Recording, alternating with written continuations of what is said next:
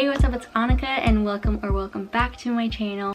I'm super excited for this video because I will be listing out my 2021 financial goals. If you're not already, please go ahead and subscribe to my channel. I'm on a debt-free journey, documenting my process as I work my way up to paying off over $229,000 in debt. I want to create a happy and financially free life. And as always, if you do enjoy this video, please give it a thumbs up because that helps out my channel so much. So let's get into my goals. I have my little notes here. But my first goal is to pay off my car. If you watched my 2020 debt payoff recap video that I just posted, and I'll go ahead and link that above here, then you know that I made a significant dent in my debt as a whole. I paid off all of my credit card debt, I paid off a lot of my car, and then a huge chunk of my student loan. But I do have just under $5,000 left on my car. I'm aiming to pay it off by about February or March, so within the next 2 or 3 months. So that is a very achievable goal for me, and I'm so excited to only have my student loan debts left. And I mentioned this in my other videos, but I'm pretty sure I'm going to do it. I'm going to switch to the avalanche method from the snowball method. The snowball method was really useful and helpful for me because I had 5 credit cards to pay off, I had my car, and then I had my federal student loan, and then my private student loans. So it didn't make sense for me to start with avalanche with, depending on how you look at it, whether it's highest interest or highest balance. Either way, that was my giant student loan balance, and there was no way I was going to tackle over $180,000 as my first debt because that just felt so overwhelming to me and I needed the small wins. So the snowball method worked great there. But once I pay off my car, the only things I will have left are my small federal, small is relative, my small federal student loan and my gigantic private student loan. Crossing my fingers and hoping that we can get federal student loan forgiveness. But yeah, in the meantime, I do want to switch to avalanche and start tackling my massive student loan so I can pay less on interest over the course of the lifetime of the loan. A huge goal I have in 2021 is no new debt. Now, I was able to achieve this in 2020, thankfully, and I really want to keep that going. I have mentioned before that I do continue to use credit cards, which is really against Dave Ramsey's teachings. Why shouldn't responsible individuals such as myself use credit cards? Because you're not.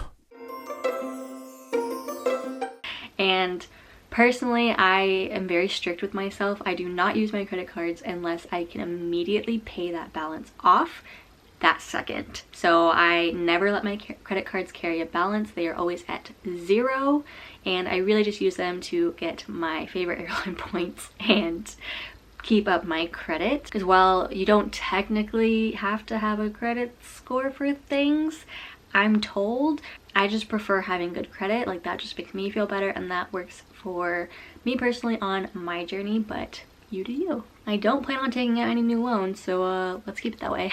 My next goal would be to get under 150K. Now, this is a stretch goal for me because I have a tracker that I literally put in all of my balances, my snowball payments, my interest, every single possible calculation into a huge spreadsheet, and it tells me exactly when I'm going to be paying off each debt item loan amount. And right now my tracker says I will be at about 153,000 if I stay on track just as I am with my snowball payments and not counting for any additional payments that I'm planning on making next year. But if I just did nothing and continued with my normal snowball amounts on top of the minimum balances, then I would be at about 153,000, which is still great progress, but I really want to get under the 150 mark. Like, that, I'm setting that goal for myself that I want to be under that mark by the end of next year. If you watched my 2020 recap, then you know I paid over $44,000 of my debts off this year, which I'm so proud of myself for and I'm so grateful for. I worked really hard to do that. Of course, I am blessed with a great job, and I was able to add many side hustles this year, which is a huge part of why I was able to pay off so much. But ideally, I would want to pay as much, if not more, this year. So that's a really big goal for me. In my tracker, I think I'm set to only pay off about $30,000, which I say only, but that's still an incredible amount. I just really want to push myself to beat my payments last year. Like, it's kind of a competition within myself, and it's just a personal goal that I have. I'm gonna have to put in some serious work this year. Not to mention, if we get any federal student loan forgiveness, my federal student loan is about $9,000 right now.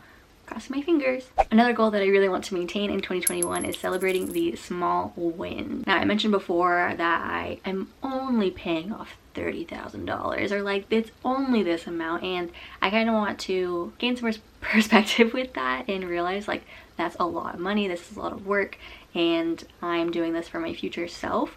So I really want to celebrate my small steps along the way, as well as practicing a positive money mindset. I feel like in the past I've had a very negative relationship with money, and it's just kind of poured into other aspects of my life, and I don't want it to be that way. I want to have a positive money mindset and keep moving forward in the right direction that I want to see myself in. If I make little mistakes, I want to give myself grace, but I also want to stay focused. Another goal I have is increasing my income. So in 2020, I was able to pick up some side hustles, and I kind of started getting more involved on social media. I was already pretty involved in Instagram, but not so much kind of like a monetized aspect. It was more just for creative outlet, but I have gotten more active here on YouTube, and I did get my first YouTube paycheck this past week, and I will be doing a video on my like full monetization situation. But this is just so exciting for me because not only is this very fun for me to do, and it's a way to keep myself accountable on my debt-free journey and share with others along the way, but it's also turning into something that can be passive income for me and help me along on my debt-free journey. So I definitely appreciate you so much if you're watching this, and don't forget to subscribe. I would love to reach 10,000 subscribers next year on YouTube in 2021, which is a huge stretch goal because that's a lot of people. Again, I not only want to push myself, but it's a way of holding myself accountable. So I think pushing myself more on YouTube really just forces me to make sure I'm following through on paying off debts and putting in the work. Which leads me to my next goal, which is learning more about personal finance. Now, I don't know anything about taxes. I don't know anything about investing. I only know how to swipe a credit card.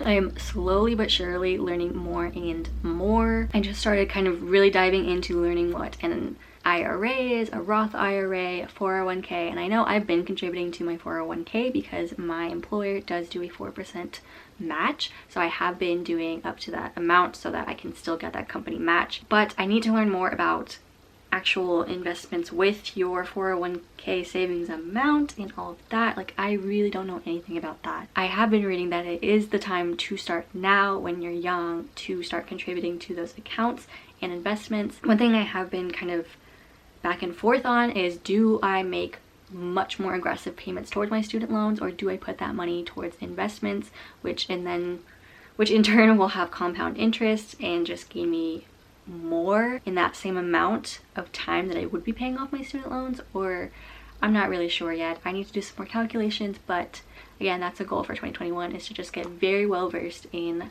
personal finance, everything. My next goal is to follow less people who negatively impact me and follow more people with the mindset that I want and who are motivational to me. Out with the negative, in with the positive. I do have a couple things that are a little bit undecided for next year, so these are going to be probably changing as we get to that point in the year. But my living situation right now, I'm living at home with my family. Will I be moving to a different apartment? Will I be staying here until I can pay off more debt? I'm not really sure. Do I want to start a sinking fund to save for a house? Because that is something I want to do eventually, and I'm not sure what I want to do there yet. Still have some stuff to figure out, and some of it won't be figured out until probably mid next year, so I didn't want to set any unrealistic expectations there. But there you have it. Those are my financial goals for 2021. I'm so excited to share my process along the way and share my wins with you guys and have you share your wins as well. Please comment down below any 2021 financial goals that you have, and let's keep each other motivated and let's hold each other accountable. If you enjoyed this video, please give it a thumbs up. Don't forget to subscribe to my channel if you are not already. I'm not gonna say I'm gonna make 2021 my year. I'm going to tiptoe into the new year and not touch anything and hope that we can go through 2021 with no scratches. But thank you so much for watching this video, and I'll see you in the next one. Bye!